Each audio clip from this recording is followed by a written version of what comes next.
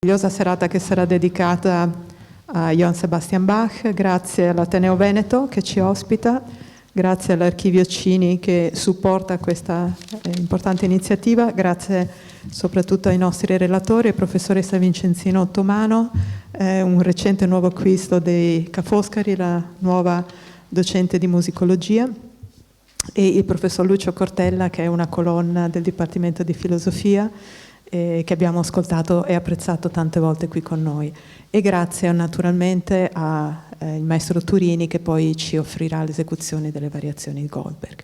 Io non rubo altro tempo, lascio subito la parola ai nostri relatori. Grazie. Allora, buonasera a tutti. Che senso ha parlare di filosofia davanti ad un'esecuzione musicale?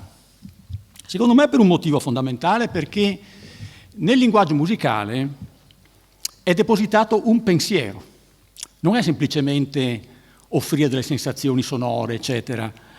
Nei grandi compositori in particolare, nel loro linguaggio si manifesta una concezione del mondo che non è semplicemente quello che loro pensano, che a volte è anche quello che loro pensano, e in parte è anche quello che loro pensano, ma in realtà nel pensiero di un compositore si mostra il pensiero di un'intera epoca, è quell'epoca che si consolida e si condensa all'interno di un autore, e quindi la mia idea è che nella musica ci sia quello che io chiamo un contenuto di verità, cioè non si tratta semplicemente di vedere se una musica è bella o brutta, se è riuscita o meno riuscita, ma soprattutto di vedere se essa è vera o non è vera.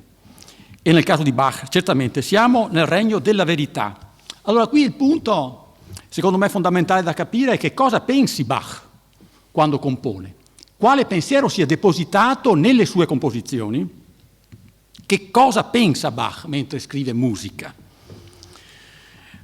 Certamente non sono presenti le nuove idee illuministiche che stanno cominciando ad affiorare già nella prima metà del Settecento, cioè l'epoca in cui opera Bach, nelle quali già si affaccia, per così dire, una centralità dell'umano, dell'interiorità umana, della ragione umana, nelle quali, per così dire, c'è una sorta di antropocentrismo, cioè di una centralità del pensiero dell'uomo rispetto al pensiero del cosmo. No, Bach è ancora rivolto verso il grande pensiero del cosmo, è la centralità dell'universo, e in particolare la centralità dell'ordine metafisico dell'universo che è all'interno del pensiero di Bach.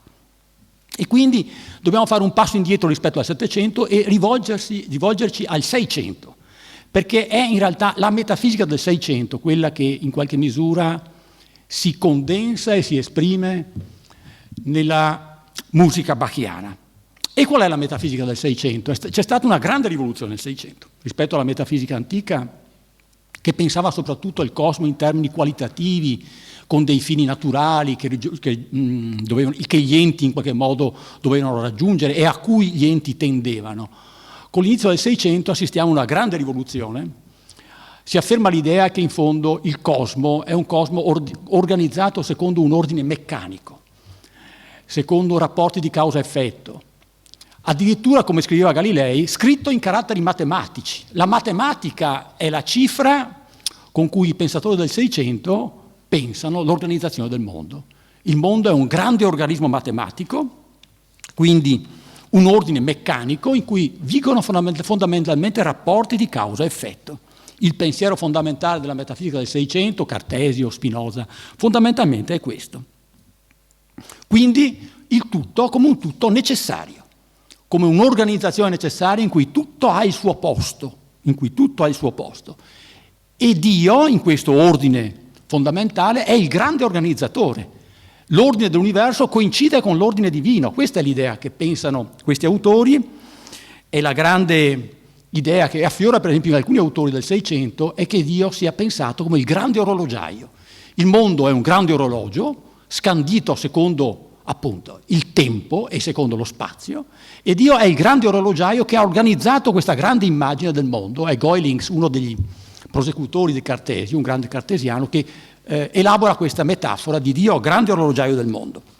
Ma Bach è anche al di là di questo pensiero. Non è semplicemente il pensatore o il musicista del grande ordine meccanico del mondo, della grande organizzazione necessaria del mondo, perché Bach va oltre.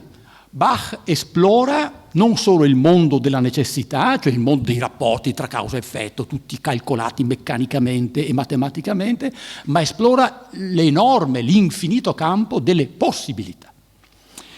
E qui c'è un altro autore che devo nominare, oltre ai due che ho già nominato, Cartesio e Spinoza, un autore che nasce circa 40 anni prima di Bach, ed è Leibniz, che è il grande autore di fine Seicento, e che in qualche modo dà il senso e lo spirito del tempo, perché Leibniz non è semplicemente il pensatore della necessità, della grande cosmologia, del mondo meccanico che si muove come un grande orologio, ma Leibniz è il pensatore della possibilità.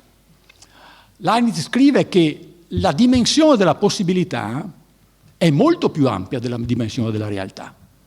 La realtà è solo una parte delle infinite possibilità che si è realizzata. Noi siamo qui in questa sala, ma potremmo essere a casa nostra in questo momento. C'erano entrambe le possibilità, erano prevedibili, potevamo restare a casa. La possibilità è molto più ampia della realtà, si è realizzato solo una delle tante possibilità che avevamo di fronte a noi. Ecco, la realtà realizza solo un piccolo campo dell'infinita disponibilità delle possibilità che sono di fronte a noi. Bach esplora esattamente questo infinito campo della possibilità.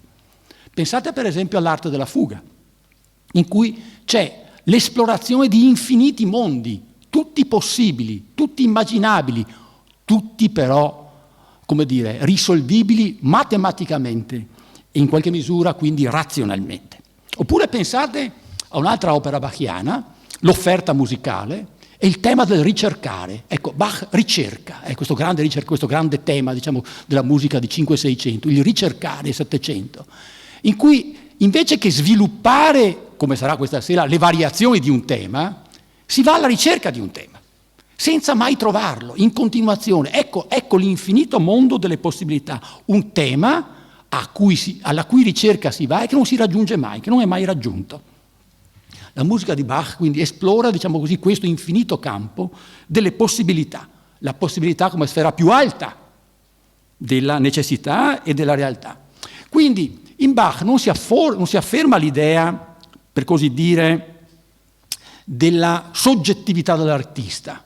Questa verrà in luce molto più avanti, pensiamo per esempio a tutta la fase romantica, no? In cui fondamentalmente il musicista deve esplorare e manifestare la propria soggettività, la propria interiorità, il proprio mondo interiore esplorato e mostrato, manifestato, esposto musicalmente. No, non è quello il tema. Bach non ha come sua fondamentale intenzione esplorare la sua interiorità, no, vuole mostrare l'ordine razionale del mondo.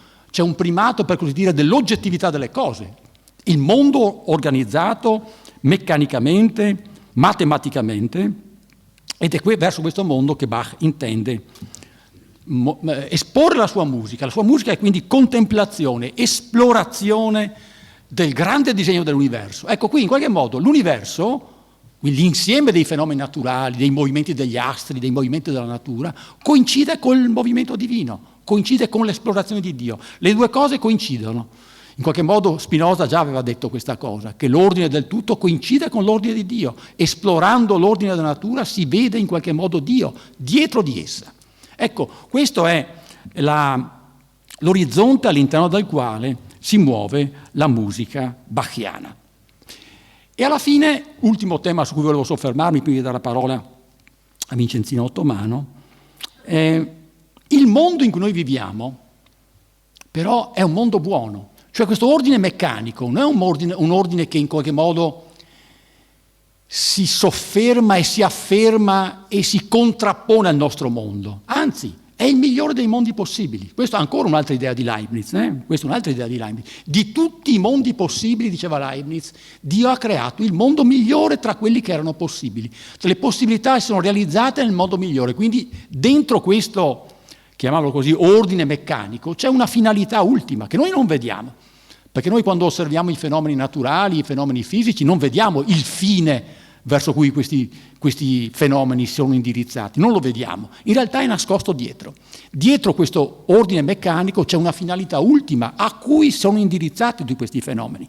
Il nostro, come come un mondo quindi totalmente armonico. Questa è un'altra immagine elaborata da Leibniz, no? Il mondo delle armonie. Anzi, noi viviamo in un'armonia prestabilita.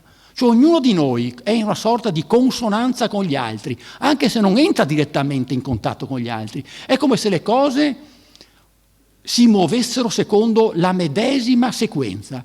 Leibniz fa questa immagine. Pensiamo a due orologi, ancora la metafora dell'orologio, dell'orologiaio. Pensiamo a due orologi che battono le stesse ore contemporaneamente senza influenzarsi l'uno con l'altro. È un'armonia prestabilita fin dall'inizio. Oppure un'altra immagine musicale, dice. Immaginate a due orchestre che suonano la stessa partitura contemporaneamente senza influenzarsi l'uno con l'altro. Ecco la loro armonia. Il mondo fondamentalmente è questa cosa qui, secondo Leibniz. Ecco, un ottimismo finale alla fine, un ottimismo conclusivo e che in qualche modo, sentiamo cosa dirà adesso Vincenzina a questo proposito, che è anche la conclusione un po' delle variazioni Goldberg, no?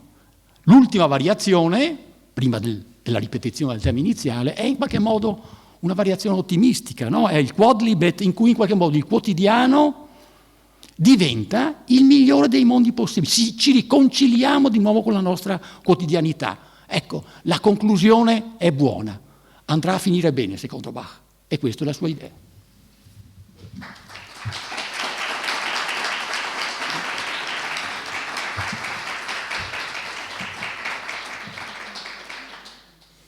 Buonasera.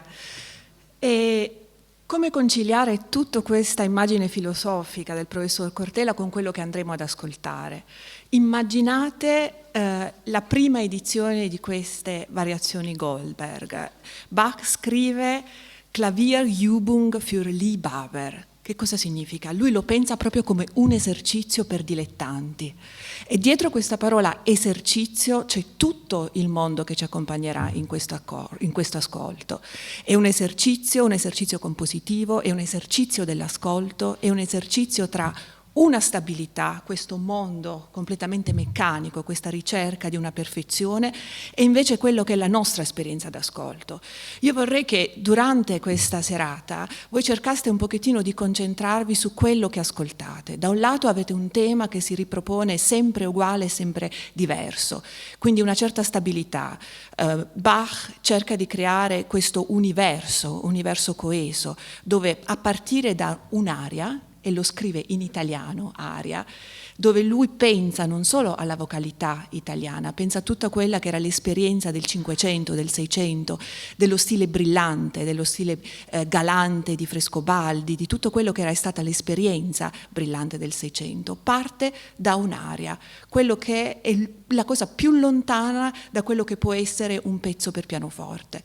E sotto questo tema così brillante, così italiano proprio che ascolterete, inserisce un basso che sarà il tema ricorrente per tutte e 30 le variazioni. Quello che ascolterete sarà sempre questo basso che verrà ripreso da Bach in 30 diversi modi. E come costruisce questi 30 diversi modi Bach?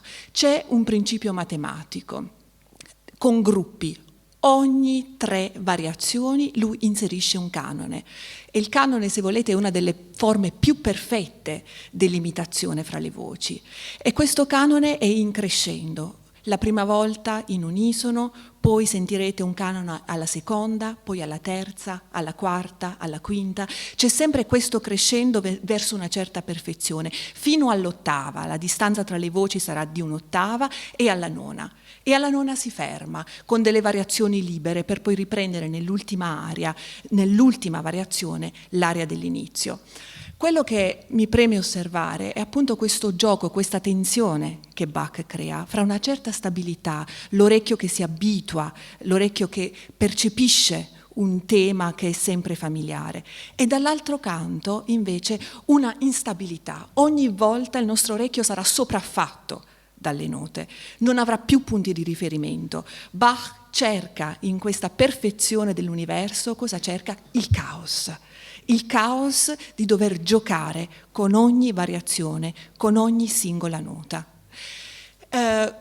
Sarà difficile orientarsi, ma ci sono dei punti di riferimento. I punti di riferimento per Bach sono a volte dei ritmi di danza che per l'ascoltatore saranno noti, a volte ci sono dei temi che sono veramente struggenti, che ci faranno pensare a dei lamenti, quasi alla tradizione del canto operistico italiano. Dall'altra parte invece ci saranno dei ritmi così ossessivi e così veloci che ci sarà veramente quello che in tedesco si chiama Verfremdung, cioè l'essere non più presente, l'essere completamente avvolta dalla musica e lontana dalla musica stessa. Quindi questa esperienza d'ascolto lo dovete pensare davvero come un viaggio che attraversa tutta la storia della musica, perché Bach in tutte queste 30 variazioni cerca veramente di portare il mondo della storia della musica in un'unica opera. E pensate che fu scritta in un periodo in cui Bach era a Lipsia, siamo intorno agli anni 40, dove Bach aveva un'idea di vita completamente votata alla scrittura musicale, eppure lui scrive questo esercizio per coloro che amano la musica, quindi dovete pensarlo anche come un atto d'amore nei confronti di chi ascolta, di potergli offrire ogni possibilità della musica. Però dobbiamo anche pensare che la storia di queste variazioni Goldberg è stata sempre alla ricerca di un'attualizzazione del momento. Bach lo scrive in un momento particolare, siamo alla metà del Settecento, e poi cade quasi in un dimenticatoio. Ricordatevi che Bach lo scrive per il clavicembalo, uno strumento che poi nell'Ottocento praticamente non ha più quella vitalità che avrà nel Settecento. E secondo me diventa un segno dei tempi nel momento in cui una donna, Wanda Landowska, all'inizio del XX secolo incomincia a riprendere questo strumento, incomincia a studiare il clavicembalo, diventa il suo modo di emanciparsi. Quindi, se volete, la musica di Bach diventa anche una forma di emancipazione sempre presente fino al XX secolo. La primissima registrazione delle variazioni Goldberg riprese per clavicembalo è fatta proprio da questa donna, questa musicista di origine polacca, Wanda Landowska, nel 1933.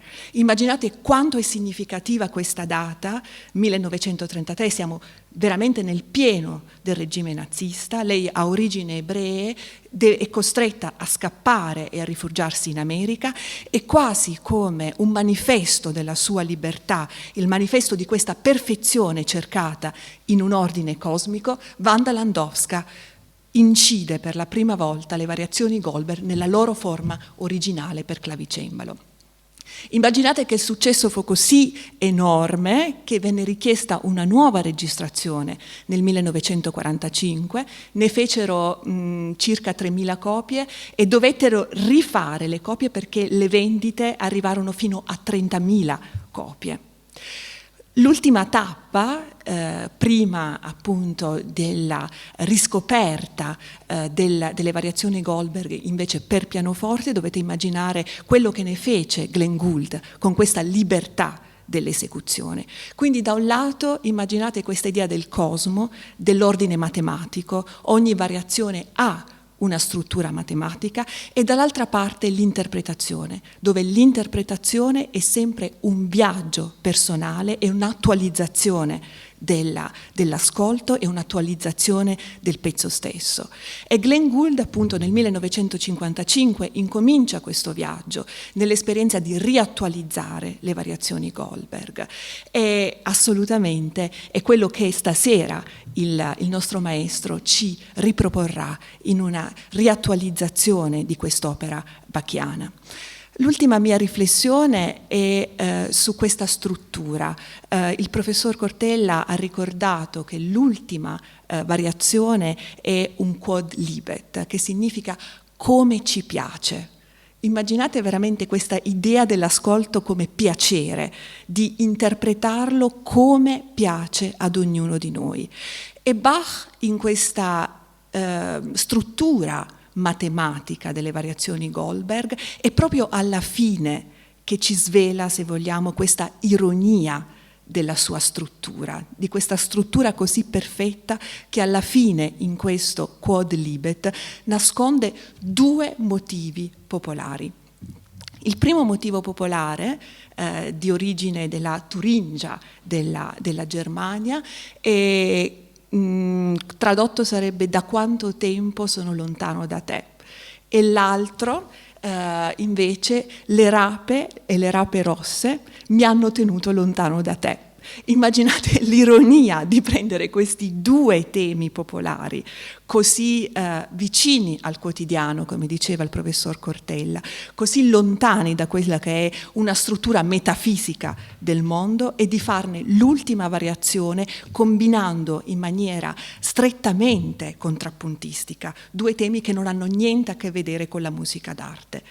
C'è un aneddoto che viene raccontato e a cui possiamo credere o meno, ma è significativo per quella che è la concezione di Bach, che fossero proprio questi due motivi ad essere cantati in famiglia da questa grandissima famiglia che Bach aveva, e tutti ridessero cantando questi motivi, perché si celavano anche dei doppi sensi sull'andare, sul venire, su questo amante che paragona il proprio amore alle rape rosse e alle rape bianche.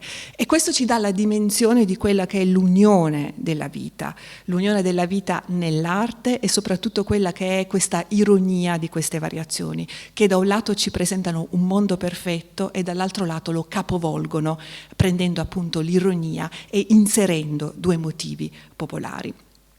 Non è neanche un caso che il primo tema, questo tema dell'aria che sentirete proprio all'inizio, fa parte anche di un'altra raccolta. È la raccolta che Bach dedicò alla sua seconda moglie, Anna Magdalena, e si trova nel manoscritto del 1725. Quindi questa continuità di arte e di vita è praticamente quella che è la cifra principale di queste variazioni Goldberg. Quindi l'invito ad ascoltare è l'invito ad ascoltare veramente in una apertura tra quella che è una struttura musicale, tra quella che è l'idea della variazione. Variare per Bach è proprio rappresentare tutte quelle che sono le possibilità della composizione, dal canone, dalla libera interpretazione di un tema, dal giocare con la musica stessa. Quello che sentirete sono dei temi che si rincorrono nei canoni, sono degli abbellimenti brillanti che ci fanno appunto ricordare quelle che sono tutte le reminiscenze dell'opera italiana. Ci sono dei temi appunto che ci ricordano invece i temi brillanti dello stile galante, e quella che è la tragicità anche di un tema invece che ci ricorda il lamento. E volevo chiudere questo intervento proprio anche per un po' alleggerire quella che è questo mistero delle variazioni Goldberg. C'è un articolo proprio di Wanda Landowska del 1905 dove lei spiega il suo rapporto con Bach, e lei scrive: di che cosa dovremmo avere bisogno con queste variazioni Goldberg? Perché ci impongono nell'esecuzione questa tragicità, questa disperazione, questa possenza tragica della musica di Bach? Non dovremmo invece rinforzare la sonorità di Bach, ma anche modernizzarla nella sua essenza, nell'essenza della sua opera? Bach, autore di pezzi galanti, di una musica quasi frivola? Qualcuno griderebbe al sacrilegio. E oggi, quando attualizziamo, e forse anche nell'interpretazione del maestro Turrini, forse ritroveremo anche questa frivolezza. Frivolezza non significa leggerezza, significa appunto interpretare questo gioco, questa ironia che Bach inserì nascostamente in ogni sua variazione.